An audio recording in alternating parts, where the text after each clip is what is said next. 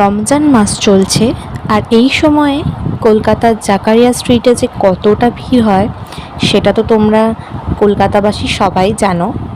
তাই আমরাও চলে গেছিলাম একদিন জাকারিয়া স্ট্রিট। আর সেখানে গিয়ে ফার্স্ট ট্রাই করেছিলাম এখানকার ফেমাস হালুয়া আর পরোটা। পরোটাটা কীভাবে বানানো হচ্ছে সেটাই দেখছিলাম। কত বড় পরোটাটা বানানো হচ্ছিল, জাস্ট তোমরা একবার দেখো। এত বড় পরোটাটা এই কড়াইতে এবার ভাজা হবে। খেতে বেশ ভালোই ছিল পরোটা, আর তার সাথে হালুয়া দেয়।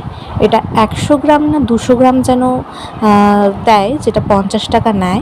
খেতে বেশ ভালোই ছিল, কিন্তু প্রচণ্ড অয়েলি ছিল। এই যে এটা হচ্ছে হালুয়াটা, এই হালুয়া আর পরোটা একটু ছিঁড়ে সেখান থেকে 100 গ্রাম না 200 গ্রাম মাপ করে দেয় ওরা। আর এই যে দেখতে পাচ্ছ কত বড় পরোটাটা ভাজা হয়েছে।